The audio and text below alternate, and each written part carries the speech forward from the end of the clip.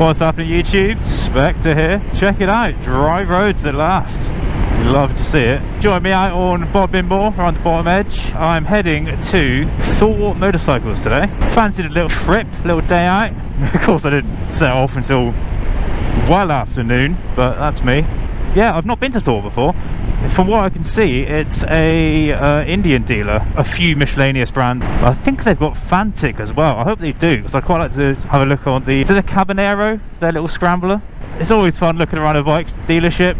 I've always liked Indians. They're my favourite American brands. They don't have quite as much kind of like bell-endery attached to them as Harley Davidson tends to.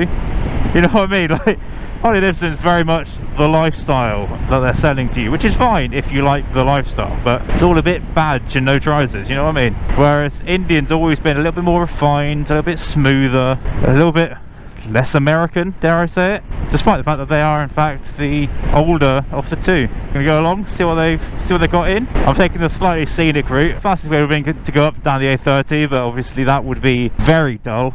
Cheers, boys. Ah, V-Strom. That's the one after mine though. It's not quite as nice. Sorry, mate. We've gone along the bottom of Bodmin, and then I'm also tucking down to Lostwithiel. Got there in the end. And then back up from there, which should avoid the A38 as well. So I'm avoiding both of the big A roads. It's good to be out. Like, it's not crazy warm. I am wearing my leathers. Well, leather, my jacket, which you might have to see, which is lovely. This might be the first time this year I've worn this jacket, which is depressing. But the roads are dry. They're dusty and they're dirty, but they're dry. It's so nice to have a semblance of traction back again after all this time. It's good. It's good to be out. I'm extremely rusty. I've only ridden a few times this year. I'm a little bit rusty, but it's all skills that'll come back soon enough. Let me crack the visor. Apologies for the audio in advance. That'll be neutral. That's neutral as well. There we go. It's been fun. Now we've got some slightly better weather. Starting to scope out some of the places I want to visit this year. Like I've mentioned in previous videos that I'm going to try and just get out and a bike more this year. Even when I don't particularly want to. Like today, I almost didn't go out today. I had a different plan in mind today. Left a bit late and then it was a bit overcast and I was just like, oh. It takes a lot of effort for me to get out the door these days, but I went for a closer target and one where I can like have the promise of looking at bikes as a reward, as it were. It's all a reward system these days. But yeah, I've got all sorts of plans. Maybe tomorrow, if everything works out, maybe not, but maybe tomorrow I'm hoping to get down to Project 83, I think the number is, which is basically Bike Shed London, but in Cornwall, from the look of it. Down in Newquay, it's a clothing store slash cafe slash hangout spot. And it's like quite cool and it's quite hipster, which suits me. They've got underground covered parking. They've got like a sort of unit opposite the shop. It just looks really cool. Like I won't be able to afford any of the clothing there, but you know, I'll go along, get a coffee and a cake and we'll have a good time. We've got a couple of bike meets coming up. We're going to try and get along to some of the booed bike nights, which are Wednesdays. Now that the evenings are longer, now we've had the clocks go whichever direction it was. I'm hoping to get along to some stuff after work. So yeah, Wednesday bike nights at Bude. I think some mates want to go to Chapter 1, I think they're called. They've got a bike meet at Damarel's on Thursdays, so we're going to try and get along to that depending when my friends are free. It's going to be fun just getting out and about and giving myself targets to force me onto new roads, because I spend so much of my time, like if I'm left to my own devices, I'll just ride the same like 2 roads and I won't explore at all.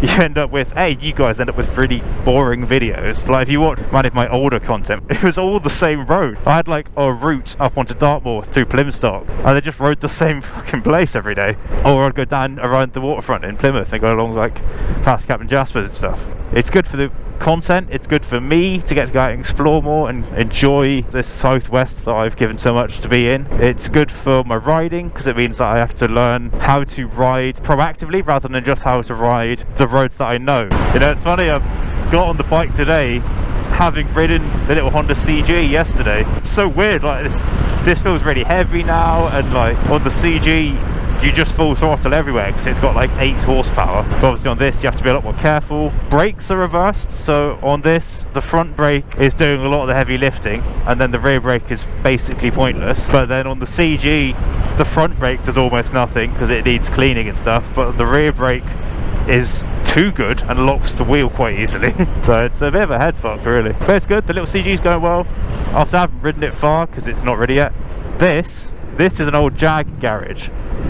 Do you see that there? I've got pictures on my Instagram from ages ago. It's an old Jag. There's an E-type Jaguar in the back of there, just rotting, left there. There's a bunch of Jags. There's like 4 Jags out front. There's an MGB. There's all sorts. So there's also a Ford Sierra, not the proper Ford Sierra, but it's a estate which was the owner's, I guess, daily, I suppose, back when it was a working garage. That's in its own right actually quite a cool car. Like, it's just a Ford estate, but it's a fairly large engine one. It's a 3 litre or something from what I remember, and it's the 4-wheel drive one, because I have to be using it to like tow cars and stuff. With how much Fords have gone up in price, particularly that era, that's probably quite an expensive car in itself at this point for the sort of niche market that's interested in it. It's also probably the most savable, because the rest of them are in a proper state. I mean, really, really bad. And it just makes me sad, man. Like, I've had this conversation a few times recently on some YouTube comment section stuff, but I just hate when vehicles are left to die, because it's so pointless. Like, it's such a waste of both resources and material, which pisses me off from an environmental perspective, but also of potential and like the soul of the vehicle. These cars, all of them probably would have been parked, because I don't think it was a garage. I think it was potentially a dealership. But they've just all been left there, man. They're not even covered, most of them, and the ones that are covered are barely covered. Sad. Makes me sad, that place. Makes me want to buy it.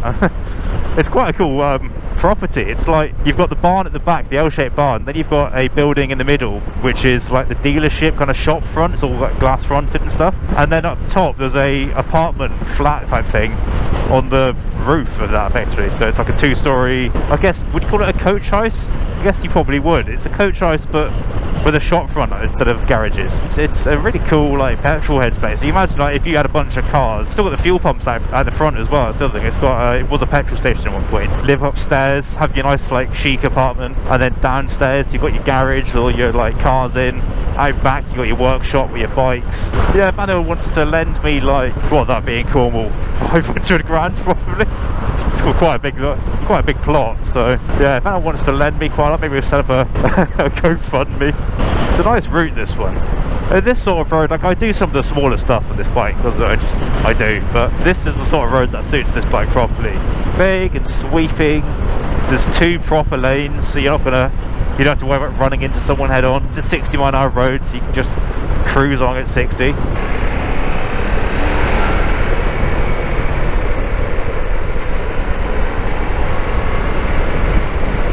Oh, it's so pretty. Look at this. Nice little kind of little woodland walk there, little woodland valley. Is that a former quarry, that little hole there? It might well be. Love it. Well, like old school Cornwall, like, you know, all miners, you know, Cousin Jack type era. It'd be nice if it wasn't a river running over this road, but that's fine. We make do.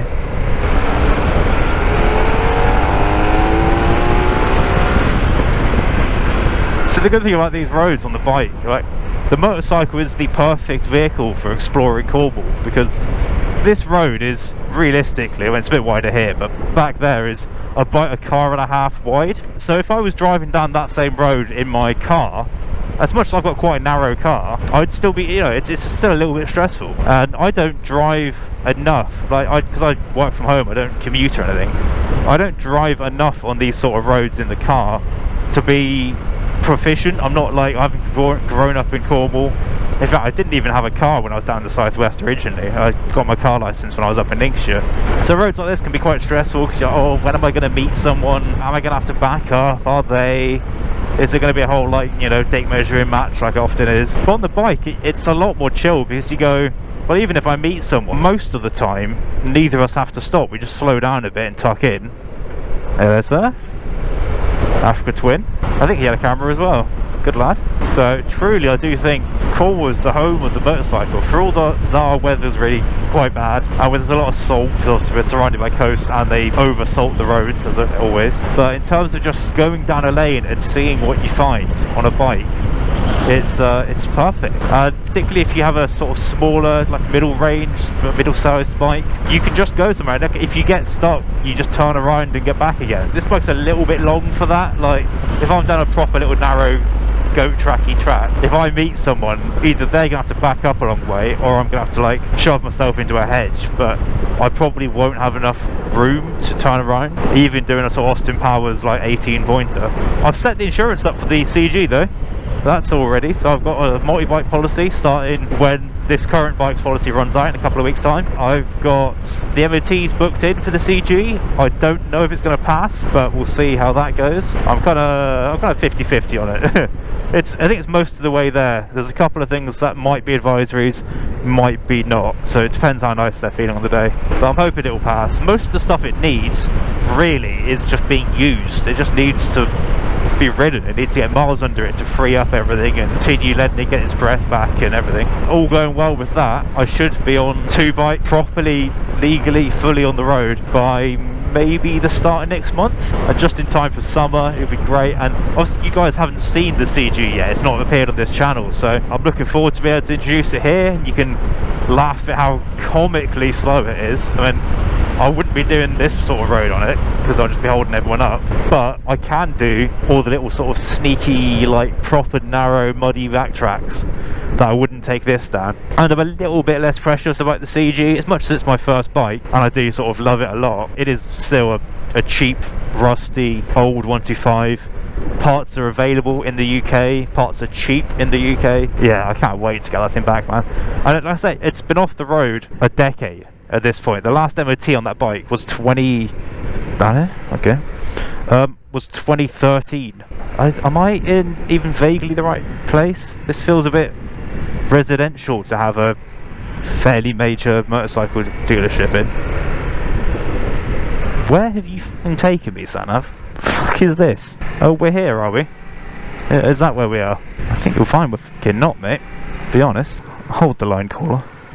Not even close. Not even slightly close. Look at that. Just 2.5 miles out of sync. That's fine. Why the f would it? Okay.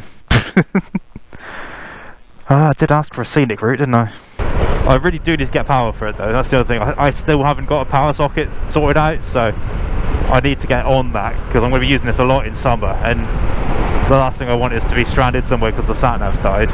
I have a lot of issues with my memory, so there's no point, like, I can't ask for directions because I'll zone out before I get to the end of the sentence. And if I check on my phone, if I'm like, okay, right, yeah, 3rd left, 4th right, like, that's too far, I'm already gone at that point.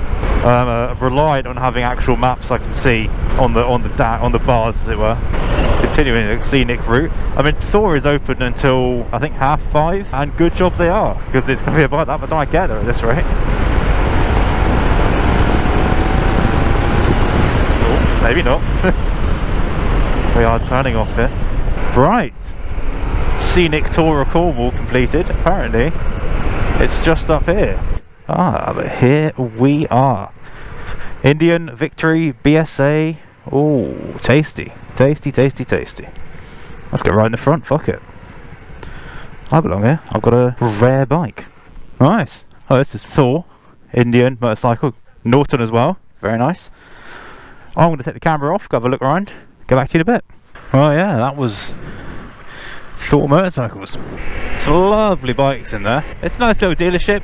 There's actually quite a few brands in there, which was nice variety. Didn't stay long. I basically just spent sort of 5-10 minutes doing a little loop and then left. There were a bunch of bikers hanging out there, but like, I don't know, it's a bit awkward when like they all clearly know each other, so I don't want to just go and walk up to them and be like, hi, hello, hi.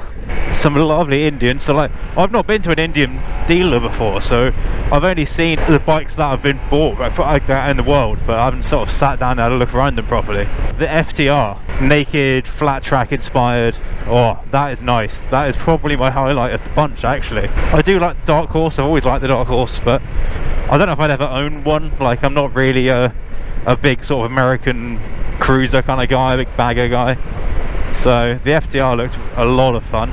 The Scout, I've always liked in pictures. Actually, in the flesh, I think it's too small. Like, it's probably smaller than this, and maybe the same size, but it looks tiny. It looks so small. I don't know that's the point of it, but I don't know. It's too much for me. And you could make it visually look a bit bigger if you put like apes on it and bring it up a bit in a sissy bar. But it's a little bike, and it would be, I'm sure it'd be a really, really fun ride, but I don't know if it's quite the style I was thinking it was from seeing it online, you know? Sky Bubble was nice. Same size, but it just had a little bit more to it. Actually, I think a lot of my highlights there were the non-Indians, really. There's some CCMs there. They were very nice. Very unique, exposed trellis frame kind of vibe.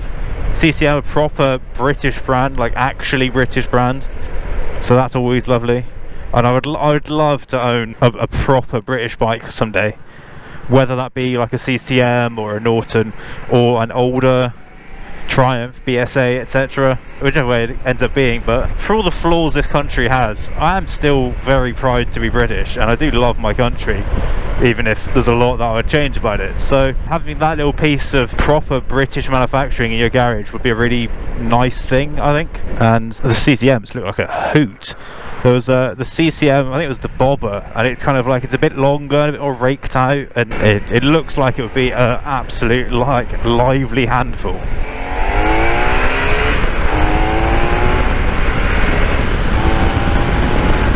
Oh, what a road to pull that onto. They also had the new BSA Gold Star. That's an interesting one. I'm very, very glad it exists. Very happy about that. It's good to have the name BSA back. They've got a lot of really exciting stuff planned for it. Wow, look at this bridge. Just all the gravel in the world, but that's fine. Weak bridge, don't worry, I've not had breakfast yet. That's pretty. Coming through. Cheers. I'm very glad it exists. However, it's not as nice as, it's certainly not in the same league as Triumph. And actually, just from looking around it there, I'd say it's probably not in the same league even as, or it's the same league, but it's not as good as Royal Enfield, actually. I think the Interceptor look nicer, and the Super Meteor for that matter. I think they look like they've got a higher quality of finish. They've got a little bit more thought put into some of the casting. It's like the BSA, the Gold Star was nice, but it's like it's very clearly a cheaper bike. Perhaps that's me looking at it with pre-prejudiced eyes, because I know that it's an Indian company now, and I know that it's built in, are they built in India or are they built somewhere else? I don't remember now. But either way, I know that they're not BSA in anything but a name. It's a tricky one when you get to this stage. Like, you know, I'm both glad that it exists and I'm glad that the name exists, but also I totally understand all the old boys who are like, oh, that's not BSA, that's not proper BSA. And back in my day, it was, you know, they were made in B for Birmingham, yeah. And I can get behind that. They also had a few Motomarini. I think they're the Chinese one. They're like an Italian brand, but made in China. They look very nice, actually. If you could have taken the badges off those, I probably wouldn't have been able to place them. I've no idea how they are for like longevity and reliability and parts availability and all that stuff, all the sort of common concerns when you buy outside of the big sort of 5 or 6 or 7 like proper brands. And speaking of, they had the, oh Christ, what's the name of it? I'll have to put it on screen. It's the MBP something or other. It's the big cruiser. You've seen a few of them on YouTube lately because they're starting to get imported into this country now by a few places. And it's an Italian company, but it's a Chinese bike, 1000cc V-twin. I think it's called like the Yaoling THOR 1000 in China. It's one of those where, as the Chinese sort of tend to, they'll have one bike and then they'll have like 18 different people selling it under their own brand, which is a bit of an unusual vibe, but it looks really cool. It looks like a really cool bike. It's got this sort of Diavel like high tail to it and like this sort of conical back, and then it's quite sort of muscular and quite heavy set. It looks really cool. It looks really cool, and a lot of the reviews I've seen of it have been positive.